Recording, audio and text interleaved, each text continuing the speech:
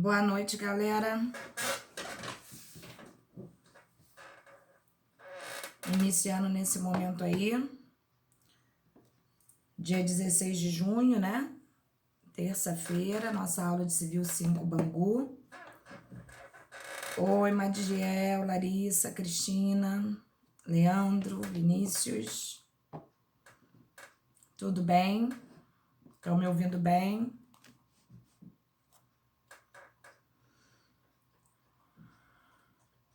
Ok.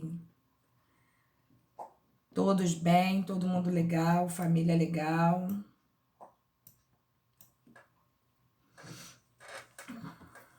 Que bom. Estamos todos com o materialzinho de hoje. Graças a Deus, Vinícius. Bom, nosso materialzinho de hoje é um materialzinho pequeno, né? Graças a Deus. Estamos em dia, Camilinha. E semana que vem nós temos a última aula, né? Que é o nosso último material, que também é um materialzinho pequeno na semana que vem. Terminando o material de hoje, independente do horário, eu os dispenso. Hoje é dia de farra para vocês, né? Que gostam tanto de comer pipoca no intervalo. Então, hoje vocês comerão pipoca mais cedo. Bom, antes de tudo e mais nada, né? Antes da gente começar o nosso material 4, informá-los, né? Apesar da gente já ter conversado sobre isso, mas reiterando, para que vocês fiquem calmos, né? Porque o aluno vai vendo a proximidade da segunda avaliação e vai começando a ficar tenso. Nada mais natural, né? Então, antes que vocês fiquem tensos, eu já vou informando, nossa avaliação está pronta. Dessa vez, quem teve o trabalho fui eu, não vocês. E vocês só terão o trabalho de responder e me enviar. Eu vou, no dia da nossa aula, colocar um linkzinho, que vocês vão acessar esse link e nós vamos efetuar a nossa avaliação dessa forma.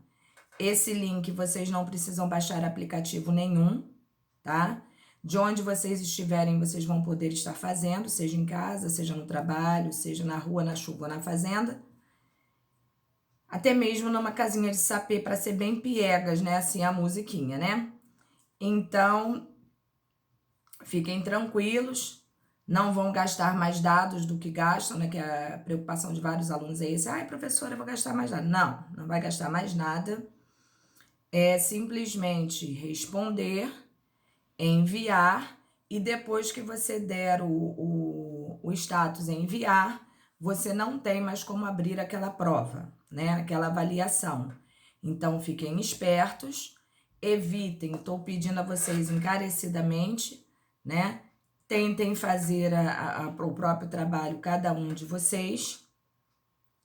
Tá sem áudio? Não estão me ouvindo?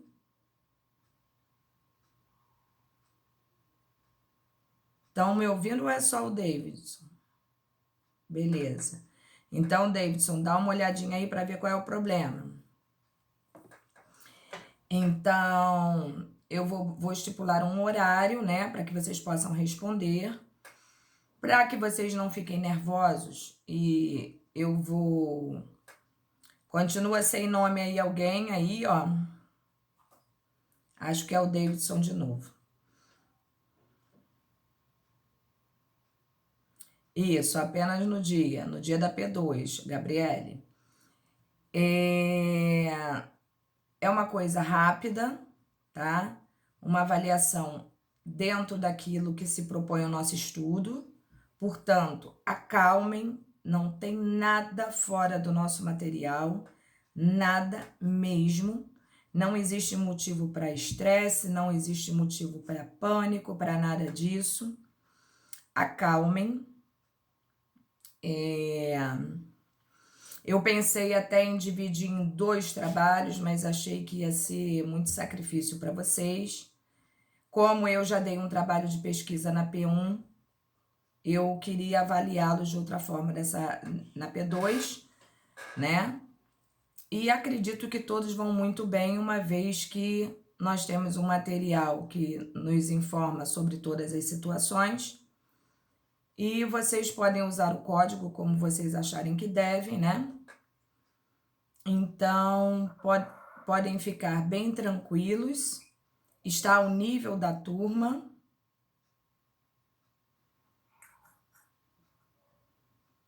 Vou liberar o link no dia.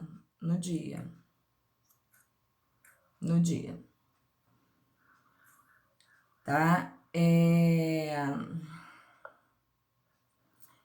Então, vocês acalmem. Vocês, ao enviarem para mim, imediatamente eu vou fazer a correção. Acredito que todos vão se sair muito bem. Não vai ter estresse de maneira nenhuma. Tá? Então, podem ficar muito tranquilos. Nada além daquilo que vocês aprenderam e nada abaixo do conhecimento de vocês. Confio plenamente na turma de vocês. Tenho certeza que não me decepcionarei, tá? Então, podem ficar tranquilos. No mais... Professora, Oi. desculpa te interromper. A senhora pode dizer quais materiais a senhora vai cobrar? Que nós temos 5, né? São 5? 5 será o da semana que vem, mas são materiais bem coesos, né? O maior material acredito que seja o primeiro e poderá ser cobrado... Ô Vinícius, na verdade poderia ser cobrado tudo, mas eu vou deixar o material 1, provavelmente o material 1 de fora, que foi o material da P1, né? Então eu vou provavelmente cobrar a partir do material 2, que foi o material que nós inserimos pós P1. Então, fiquem mesmo tranquilos, não vai ter nenhuma aberração, tá? O potencial da turma é muito legal, é bem bacana, são pessoas que sabem o que querem, então eu não tenho dúvida que vocês vão se sair muito bem. Vou, tendo em vista que vocês vão olhar o material, vou estipular um horário que eu tenho certeza que vocês conseguirão efetuar, tá? E é isso aí. Provavelmente, o Davidson, são 8 objetivas e 2 discursivas, podendo variar um pouco entre uma coisa e outra, mas geralmente é isso aí, tá? Fique tranquilo. As prováveis discursivas são discursivas das quais vocês não vão precisar delongar muito. Basicamente, informar o conhecimento e, se tiver uma fundamentação legal, colocar uma fundamentação legal. Fora isso, não existe problema nenhum. Podem ficar calmos, vocês vão estar com o material disponível e o código na mão. A intenção não é de forma alguma prejudicar ninguém, pelo contrário, né? É avaliá-los de modo a saber realmente se vocês estão conseguindo compreender o que foi feito em sala de aula. E no mais, acredito que são pouquíssimas as pessoas que vão precisar de uma P3, pouquíssimas mesmo, porque o nível dos trabalhos foi bem alto, né? Eu tive critério o tempo todo para avaliá-los, eu usei todas as formas que eu disse que eu usaria, de antiplágio, entre outras coisas. E para mim, seja aula presencial ou seja aula online, para mim, professor é professor, aluno é aluno, faculdade é faculdade, e a gente não pode brincar com isso, né? A gente tem que ter critério, por quê? Porque esse é o meu trabalho e vocês estão aí para poder ter um grau de conhecimento maior, mais elevado. Vocês estão aí, alguns para melhorar de vida, outros simplesmente por um sonho, né? Mas não importa, isso tudo tem que ser respeitado e muito bem avaliado. Então, a gente tem que ter critério realmente para poder que uma coisa saia legal. Então, não precisam ficar temendo prejuízos, porque não existirão. Pode ter certeza disso, tá? Então, acalmem o coraçãozinho de vocês, que eu tô aqui simplesmente para ajudá-los. Podem acreditar nisso, ok? Fora isso, temos alguma dúvida?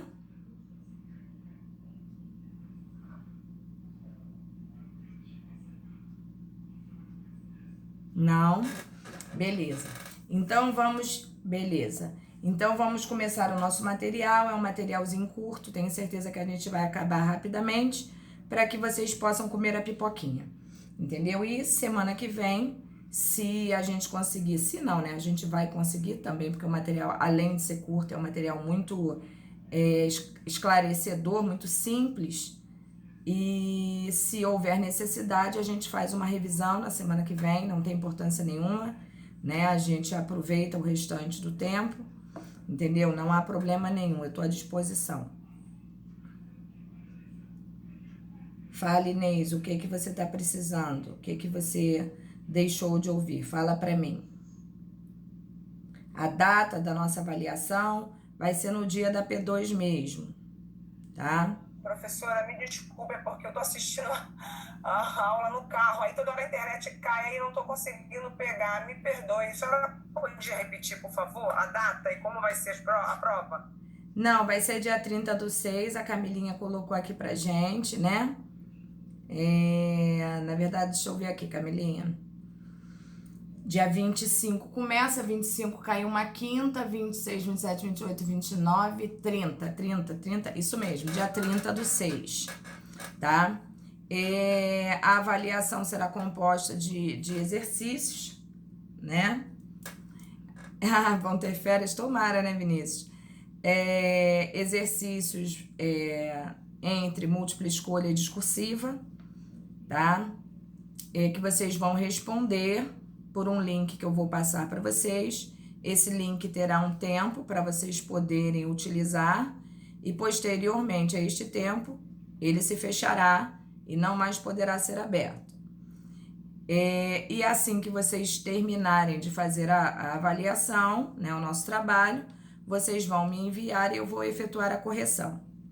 Portanto, peço encarecidamente que vocês tenham piedade desta professora que vos fala e façam concentrados realmente no conhecimento que vocês adquiriram, tá? Tentem fazer de maneira legal, bacana, sem estresse.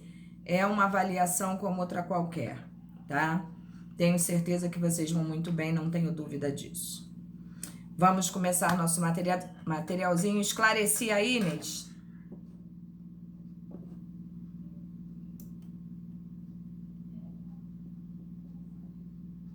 Era Inês, não era?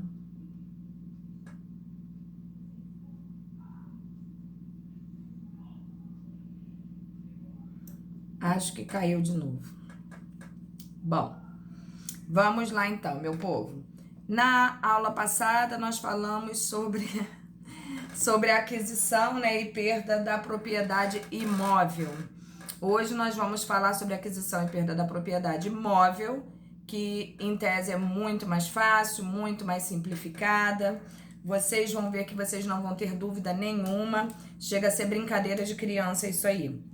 Então, tenho certeza que vocês vão ficar até felizes com esse material e com essa matéria, uma vez a existência de uma simplicidade, né, nesse material que nós temos aqui. E é simples mesmo, essa é uma parte muito simples e é por isso que ela é gostosa, né, porque assim a gente compreende com facilidade, não precisa esquentar tanto a cabeça. Então, vamos lá, acompanhando o nosso material aí. Quanto à propriedade móvel, se adquire por várias situações diferenciadas, mas se nós pararmos para analisar, nós vamos ver que todas elas se referem ao mesmo contexto, que é a famosa tradição. Quando a gente pega e entrega o bem imóvel a outra pessoa, e aí essa entrega é como se fosse um registro em cartório, né? Que a formalidade da aquisição do bem imóvel é muito maior, até porque requer muito mais requisitos, muito mais provas, muito mais tudo, por se tratar de um bem de maior valor, né? E de um interesse também maior pelo Estado, e sua proteção se dá exatamente por causa disso. Então, a gente vai ver que a entrega do bem móvel a outra pessoa praticamente faz com que se finde, né, a translatividade da situação. aquilo que no bem imóvel daria um grande trabalho, uma grande dor de cabeça, como nós vimos, né? São muitos detalhes. Em relação ao bem imóvel, a coisa é muito mais simplista. Então, vamos lá. A tradição, como eu falei para vocês aqui, é a entrega efetiva da coisa feita pelo proprietário, que é o alienante, né?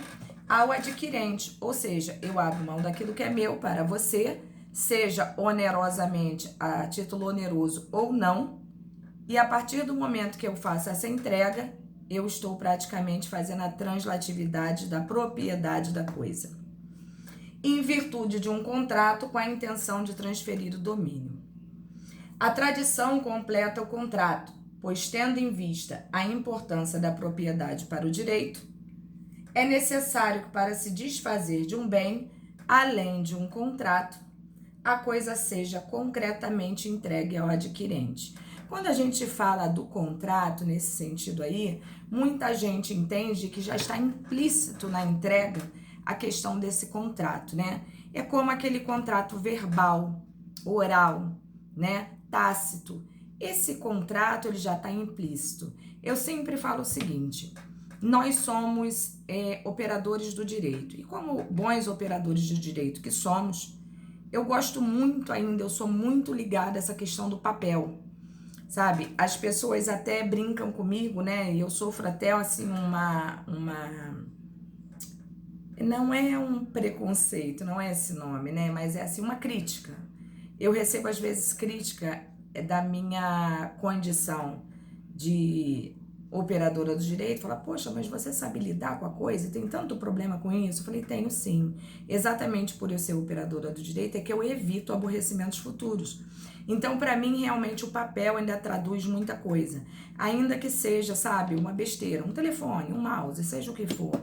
Faz um contratinho, né? Faz a pessoa assinar que pagou tanto e que você entregou na data tal e que estava em perfeitas condições. E se não estava em perfeitas condições, aquilo também fazia parte do contrato e que foi aceito pela outra parte. Então, eu acho assim que não custa. Mas, de fato, a lei é muito clara neste sentido, quando ela diz pra gente, quando ela traduz que a tradição é uma forma ofertada de translatividade do bem imóvel do proprietário ao adquirente. Então, a partir do momento que isto ocorre, está feito o negócio.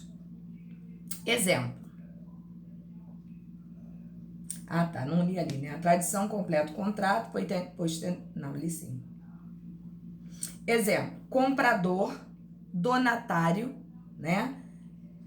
Confirmando o contrato. Com a tradição, o direito pessoal decorrente do contrato torna-se direito real. Vocês sabem que os direitos reais, eles se baseiam praticamente o quê? Na propriedade, né? A propriedade é de onde advém todos os outros direitos reais que vocês estudarão em Civil 6. Então, essa questão dessa translatividade do proprietário para o adquirente, seja a título oneroso ou não, né? Oneroso, compra e venda, por exemplo, e gratuito, uma doação, né? Então, a gente tem que ter em mente que quando isto ocorre, quando a gente entrega, a gente está criando naquele momento ali a translatividade do bem, tirando de um proprietário, passando para outro. O alienante, né, que é o vendedor ou doador, no caso eu, tem que ser dono da coisa. Poxa vida, óbvio, né? Isso é um dos requisitos para que se possa haver essa entrega, essa tradição da coisa. E essa alienação pode ser gratuita, como exemplo, como eu falei, a doação, ou onerosa, compra e venda. O contrato tem que ser válido para a eficácia da tradição. Então, obviamente, para ele ser válido, eu tenho que ser dona da coisa, né? Eu tenho que ter capacidade para alienar alguma coisa, porque se eu não a tiver, esse contrato é nulo, de pleno direito, entendeu? Então, não há que se falar em nenhum tipo de negócio, né? Quando a pessoa não possui a capacidade ou quando a pessoa não é dona da coisa. Aí nem se fala, né? Consequências práticas da tradição. Se eu compro um celular para pagar a prazo, por exemplo, lá nas Casas Bahia, né, no Ponto Frio, seja onde for, saio com ele da loja e sou roubado na esquina. Bom, em tese, o que aconteceu? O meu pagamento é a prazo, né? São parcelas, mas o bem já me foi entregue. Então, a partir do momento que o bem já me foi entregue, já saiu das mãos do antigo proprietário para mim. Então, neste sentido, lamentavelmente dei azar e vou ter que arcar com todas as parcelas oriundas daquela compra ali, mesmo sem ter o celular em mãos, tá? Triste assim, acho que isso nós já ouvimos, acontece todo dia, toda hora com muita gente, né? Então, vejam bem.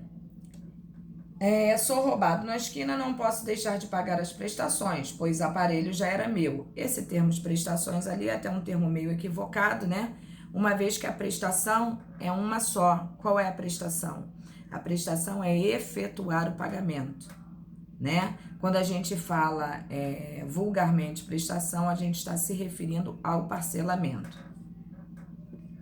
Ao contrário, se eu compro uma geladeira à vista, observem isso, e aguardo em casa o caminhão da loja chegar, e o caminhão cai no rio, é roubado, pega fogo, seja o que for, não importa, né?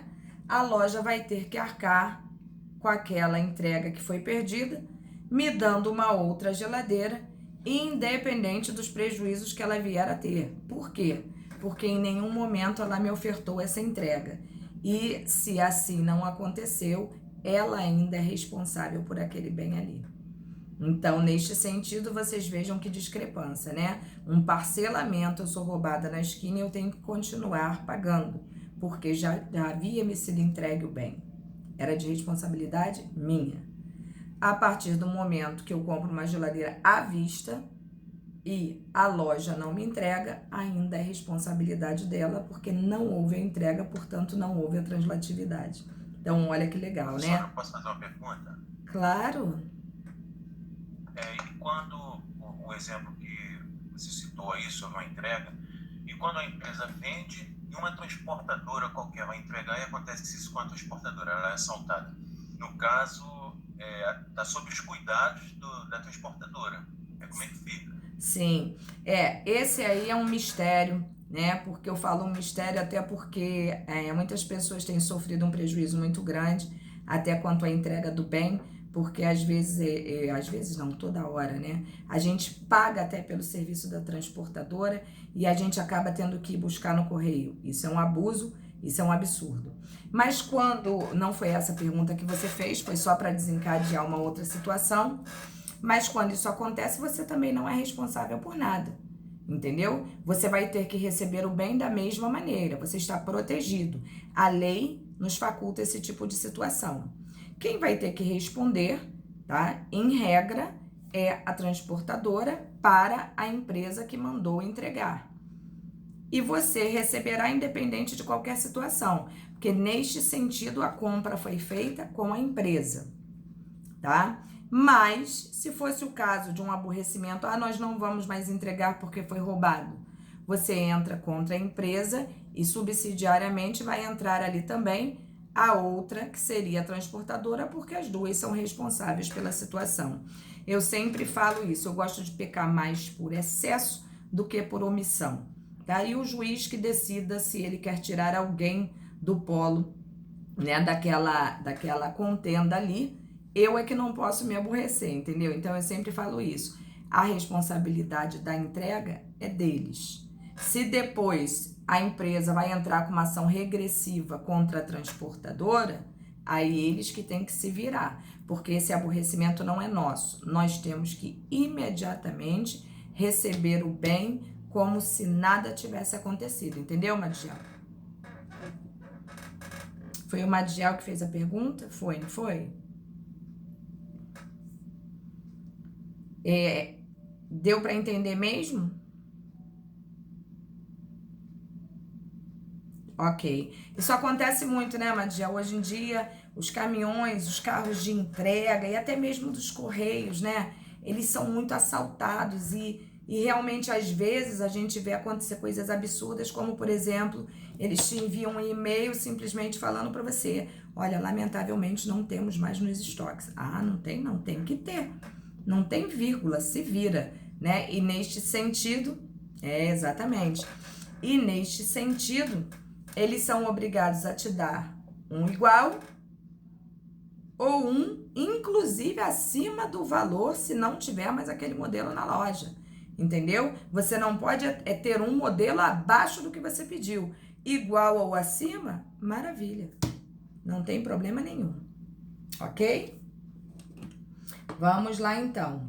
Em ambos os exemplos, predomina o princípio do res perit domino, né? A coisa perece para o dono. Vocês lembram disso? Que nós aprendemos lá atrás? Inclusive, quando a gente empresta alguma coisa, a pessoa de boa fé, a pessoa de má fé, e o bem acaba sendo furtado, acaba sendo roubado, né? E se a pessoa não deu causa, né? Se a pessoa não usou de má fé, a coisa perece para a gente. Então, não há o que se falar, você tem que me dar outro quando a gente empresta um bem a uma pessoa, né?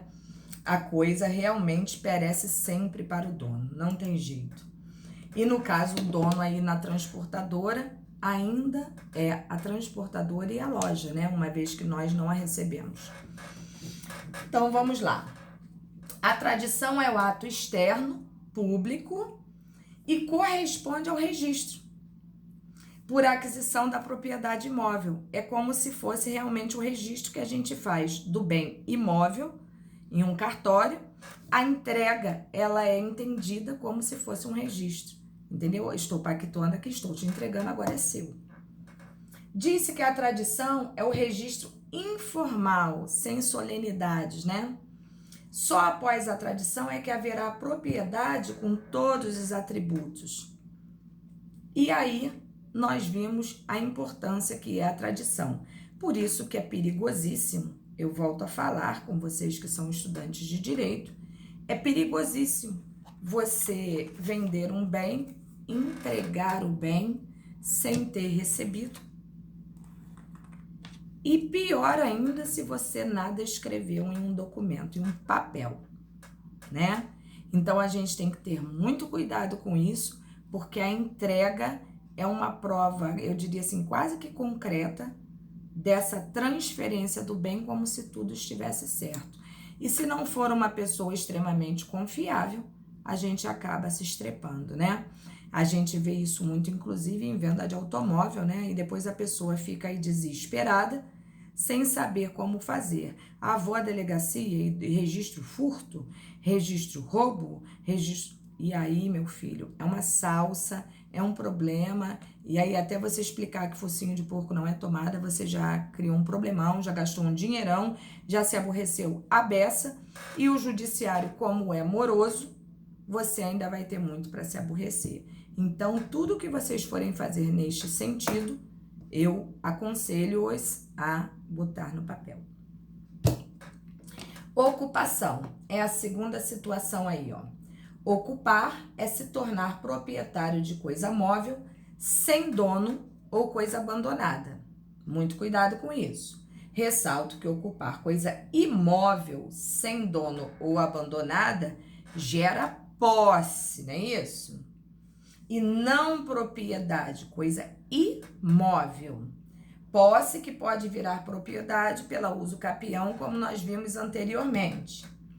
Essa diferença é porque as coisas imóveis têm mais importância econômica, claro, né, do que as móveis. Então, a aquisição dos imóveis pela ocupação exige mais requisitos. Justíssimo, né? Muito justo isso. Senão seria uma verdadeira bagunça, uma verdadeira salsa, né?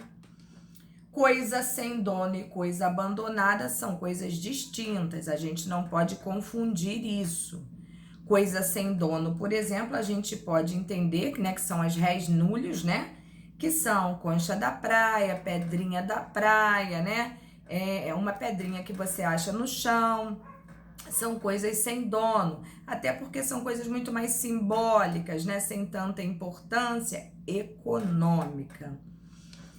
Né? E aí a gente vê como é que funcionam as coisas. No entanto, a coisa abandonada, que a gente chama de a res derectai, né? Sei lá, eu tenho um problema muito sério para falar essa parte do latim aí, porque às vezes não sai. Seria, como nós já demos exemplos em aula anterior, aquele sofá, né, que a pessoa não quer mais e bota na porta da casa. E que inclusive já deu briga no judiciário aí por causa disso, da pessoa botar o sofá em frente ao muro, porque lavou a seco e lavar a seco nunca é seco, molha mesmo. E o único lugar de sol da casa era aquele, passou uma pessoa e levou o sofá da mulher e nada de abandonada, a mulher estava simplesmente secando o sofá. Então a gente tem que ter muito cuidado para não parecer que a coisa está abandonada sem estar. Porque coisa abandonada também é passível, né, de outra pessoa se apropriar dela. Então, vamos lá. Atenção para não confundir essas duas espécies de coisas como uma terceira espécie. A coisa perdida, né, que a gente chama de res amissa. Essa é mais fácil de falar, né? Pois as coisas perdidas não podem ser apropriadas pela ocupação. Mas sim devem ser devolvidas ao dono. Olha que problema, né? Quantas vezes a gente acha alguma coisa e a gente usa até o termo achado não é roubado e quem perdeu foi relaxado, né? A perda da coisa não implica a perda da propriedade. Olha isso. O ditado popular achado não é roubado é falso. É falso porque é uma crença, né? Crença não no sentido de fé, mas é um ditado, é um dito popular, né? Eu diria que assim, a gente cai no comum, na vala comum, né? E a coisa perdida não pode ser ocupada pelo descobridor sob pena de crime. Tá aí o artigo para vocês, tá? Então, essa história de achei, não roubei, realmente a gente não roubou, mas se apropriou de uma coisa sabendo que não é nossa, né? E o descobridor deve agir conforme o 1233, mas tem direito a uma recompensa do 1234. E se não me falha a memória, essa recompensa gira em torno de 5% do valor do bem, tá? Portanto, se eu tenho um caderninho que vale X, dentro daquele X, eu, ao entregar ao dono, eu posso ser recompensada com 5% do valor daquele caderninho. Aí as pessoas falam assim, ó, deixa eu acabar de ler aqui para poder pular para outra. Essa famosa situação de achar, né, e devolver, a gente chama de achádego, é o nome dessa recompensa, salvo se o dono da coisa preferir abandoná-la, porque às vezes é uma coisa tão sem importância